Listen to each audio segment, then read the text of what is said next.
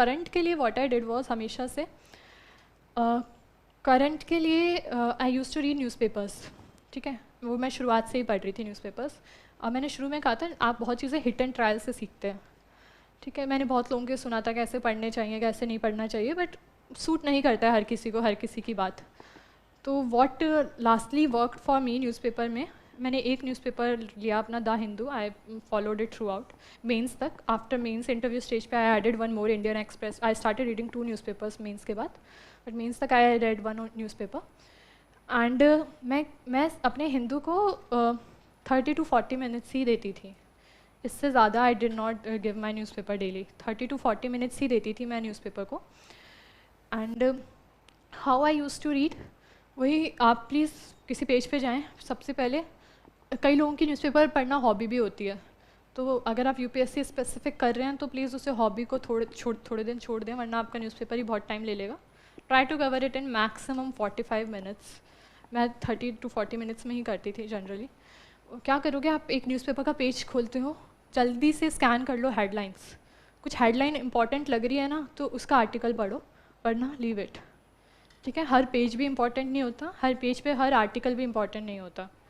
फिर आते हैं आपके एडिटोरियल्स आते हैं, एडिटोरियल्स आते हैं और उसके साथ में जो ऑप-एड का पेज होता है, और अब तो हिंदू में वो भी आते हैं FAQs टाइप रोज़ आते हैं। हाँ, तो हर editorial again is not important, कुछ एडिटोरियल लगता है इंपॉर्टेंट है थीम से तो पढ़ लो, अगर लगता है नहीं है इंपॉर्टेंट तो जस्ट स्किप इट, ज़रूरी नहीं है पढ़ना हर चीज़। FAQs वो काफ़ी अच्छे आते हैं आजकल हिंदू में, एंड इंडियन एक्सप्रेस में भी मैंने लास्ट में पढ़ा तो उसमें भी एक पेज आता है क्वेश्चंस का, तो आपको वो FAQs में से काफ़ी अच्छी डिटेल मिल जाती है, तो कुछ इंपॉर्टेंट लगता है तो पढ़ लो, फिर स्किप इट, ठीक है। तो मैंने जो हिंदू है उससे न्यूज़पेपर से मैंने नोट्स नहीं बनाए थे। अब नोट्स नहीं बनाए थे इन द सेंस कि मैं रोज़ नोट्स नहीं बनाती थी उनसे, I just use to read it. And कुछ अगर मुझे बहुत फैक्चुअल इन्फॉर्मेशन लगती थी इम्पॉर्टेंट, तो उसको मैं ज़रूर अपने जो ऑनलाइन मेरे एवरनोट था उसमें मैंने नोटबुक्स बना रखी थी, उसको मैं ज़रूर डाल लेती थी। जैसे कुछ भी फैक्चुअल डिटेल आ गई, कुछ रामसर साइट नहीं ऐड हुई है या कुछ भी, तो मैंने वो रामसर साइट का मेरा एक नोटबुक था, उसमें I use to enter and everything. बाकी मैंने ऐसे बहुत न्यूज़पेपर से रोज़ नोट्स नहीं बनाए, इंस्टेड मैं मंथली मैगजीन्स करती थी विजन IS की। अब उन मंथली मैगजीन से भी मैं पूरी मैगजीन नहीं करती थी, वही कि इंपॉर्टेंट टॉपिक्स ही देखती थी, वो इंडेक्स में जाकर कि कुछ क्या क्या इंपॉर्टेंट लग रहा है, तो वही चीज़ मैं देखती थी और वही मैं करती थी मैगजीन से।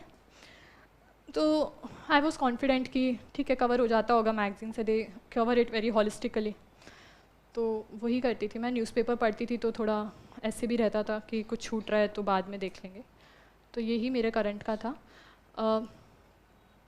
बाकी जो करंट के लिए आई डिड लास्ट में what I did was pre के लिए जो मेरी मंथली मैगजीन्स थी उसे रिवाइज़ करना बहुत लोगों को एक ह्यूज टास्क लगता है, बिकॉज आप एक बार तो पढ़ लेते हैं फिर दूसरी बार रिवाइज़ करना बहुत ह्यूज टास्क लगता है। तो मैंने क्या किया था मंथली मैगजीन्स के लिए, मैंने आपकी monthly magazine around 100 to 120 pages की 120 पेजेस के अराउंड की होती है, तो मैंने सिर्फ प्री स्पेसिफिक नोट इट, मैंने सिर्फ प्री स्पेसिफिक, मेन स्पेसिफिक नहीं था, सिर्फ प्री स्पेसिफिक मैंने हर 120 पेज की मैगजीन को 5-6 पेजेस में रिड्यूस कर दिया था, एंड उन 5-6 पेजेस में जस्ट फैक्चुअल इन्फॉर्मेशन थी कोई इंपॉर्टेंट, ठीक है। अब एक चीज़ मैं जो बोलना चाहूँगी specially for people who are giving for the first time, जब आप मंथली मैगजीन पढ़ते हैं ना तो आपको बहुत सारी चीज़ें न्यू लगती हैं, जैसे G20 हो गया या फिर वर्ल्ड बैंक हो गया या कुछ भी, या फिर SCO हो गया, शंघाई कोऑपरेशन ऑर्गेनाइजेशन, ये सब चीज़ें आपकी नॉर्मल आपके जो बेसिक बुक्स हैं उनमें नहीं होती हैं। अब जो लोग इस साइकिल में हैं बहुत टाइम से या फिर who have some knowledge on these topics, उनको ये चीज़ें ऑलरेडी आती होंगी, बट जिनको नहीं आती ना उनके लिए monthly magazine is a very good source and a very important source to study these new topics. तो आप ये न्यू टॉपिक्स हैं क्योंकि उनमें वो ऐसा बताते हैं इन चीज़ों को फॉर अ बिगनर ओनली। अगर वो SCO के बारे में बता रहे हैं ना तो वो ऐसे बिगनर की तरह बताएंगे, दे टेल पूरा SCO का कौन कौन मेंबर हैं, what is the use of SCO, तो वो बिल्कुल बिगनर की तरह बताएंगे। तो you can even use these magazines for this, कि जो टॉपिक्स आपने कभी कहीं आपको और नहीं मिल रहे हैं वो अगर आपको इधर से मिल रहे हैं तो वाई नॉट यूज़ इट, तो आप इस तरह से यूज़ कर सकते हैं।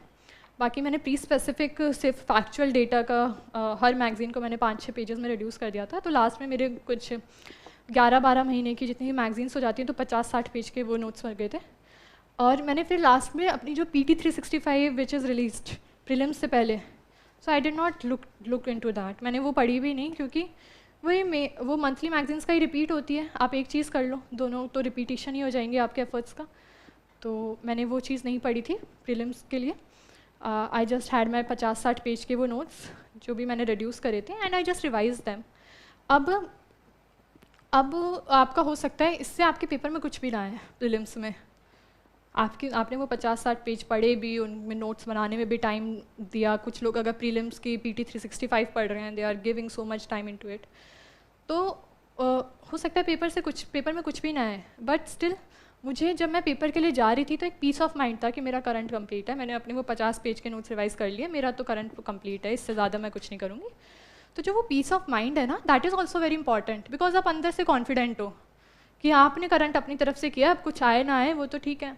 तो वो अंदर से जो कॉन्फिडेंस आता है ना, वो भी आपको एक कुछ पे करता है एग्ज़ाम हॉल में। तो इस वे में you should also not skip current, क्योंकि फिर आप अंडर कॉन्फिडेंट हो जाते हो कि अरे मैंने करंट नहीं करा, you see a question and you start believing कि ये तो इसलिए नहीं हो रहा क्योंकि करंट नहीं किया।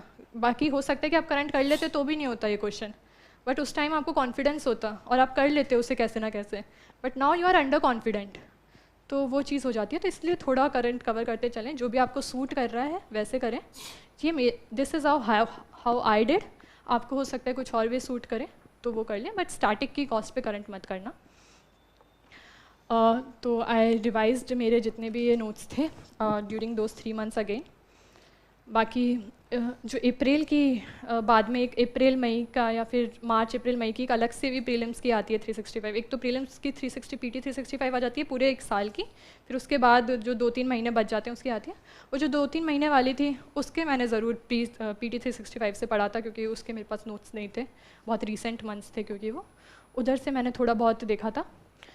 बट स्टैटिक पे ज़्यादा फोकस करना, स्टैटिक की कॉस्ट पे मत करना।